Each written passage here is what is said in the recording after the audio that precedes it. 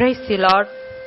கிறிஸ்துவுக்குள் பிரியமான என் சகோதரனே சகோதரியே, இன்று தேவன் உங்களுக்கு தந்த வார்த்தை யோவான் 21:3 முதல் 6 வரை நான் வாசிக்கிறேன். சீமோன் பேதுரு மற்றவர்களை நோக்கி, மீன் பிடிக்கப் போகிறேன் என்றான். அதற்கு அவர்கள், நாங்களும் உம்முடனே கூட வருகிறோம் என்றார்கள். அவர்கள் புறப்பட்டு போய் உடனே படவேறினார்கள். அந்த ராத்திரியிலே அவர்கள் ஒன்றும் பிடிக்கவில்லை. விடிய காலமான போது இயேசு கரையிலே நின்றார்.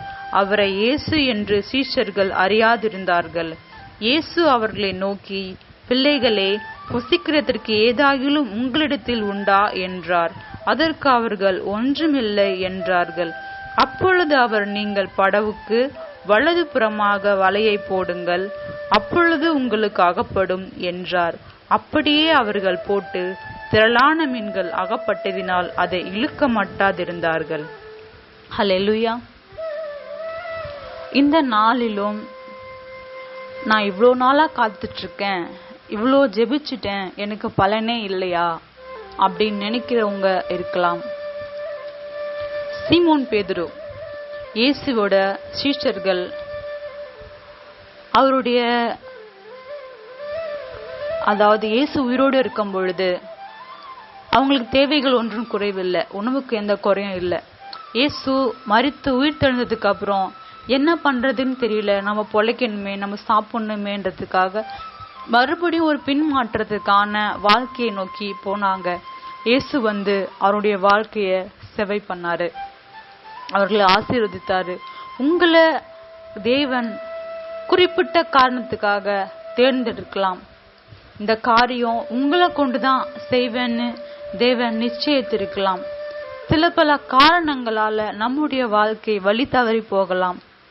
ஆனா தேவன் நம்மை முன்னிறுத்த, அவர் நமக்கு முன்பாக வர அவர் வல்லவர். ஹல்லேலூயா. இயேசு வந்தது மட்டும் இல்ல, அவங்களுக்கு தேவையான அப்பமும் மீனையும் கொடுத்தாரு, அவங்கள ஆசீர்வதிச்சாரு, வலை கொள்ளா மட்டும் மீன்களை கொடுத்தாரு. முன்னாடி அந்த மீன்கள் இல்ல, ஆனா இப்போ அந்த மீன்கள் தேவனால் உண்டானது. ஹல்லேலூயா. அவங்க காத்திருந்த பிரயாசத்தையும் அவங்க காத்த நாட்களையும் கொடுத்தாரு, அந்த பலனை அவங்க கையில் சேர கொடுத்தாரு. ஹல்லேலூயா. அது மட்டும் இல்லாம அவங்களை ஆசீர்வதிச்சாரு, அவங்கள கொண்டு அவருடைய திட்டத்தை நிறைவேற்றினார்.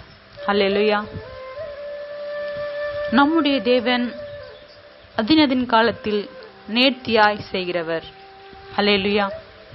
உங்களுடைய வாழ்க்கையிலும் இந்த குறிப்பிட்ட காரணத்துக்காக நான் காத்துட்டு இருக்கேன், எனக்கு இந்த அற்புதம் இல்ல வருமானு எனக்கே தெரியல, ரொம்ப நாளா காத்துட்டு இருக்கேன், இந்த அற்புதம் எனக்கு கிடைக்காம இருக்கலான்னு எங்கி போயிருக்கலாம்.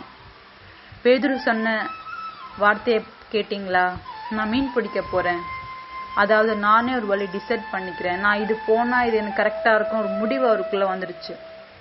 ஆனா இயேசு வந்து இந்த இடத்துல போடு, இந்த இடத்துல போட்டா அவன் மீன் ஆகப்படும்னு இயேசுவின் வார்த்தையை கீழ்பட்ட பிறகுதான் அவங்களுக்கு ஆசீர்வாதம் வந்தது. நம்மளுடைய சிந்தை இந்த பக்கம் போனா நமக்கு ஆசீர்வாதம் கிடைக்கும்னு இருக்கலாம், ஆனா இயேசுவின் வார்த்தையின்படி செய்யுங்க, அப்போ உங்களுக்கான ஆசீர்வாதம் பெரிதா இருக்கும். ஜெபிக்கலாமா?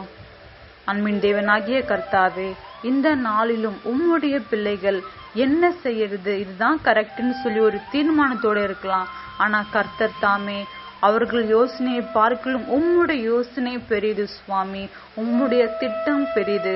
உம்முடைய கருத்திலே உம்முடைய பிள்ளைகளை தாழ்த்தி ஒப்பு கொடுக்கிறேன். உம் வார்த்தையின்படி செய்து அதன் ஆசீர்வாதத்தை பெற்றுக்கொள்ள கிருபை தாரும். உம்முடைய ஆசீர்வாதம் பெரிது ராஜா.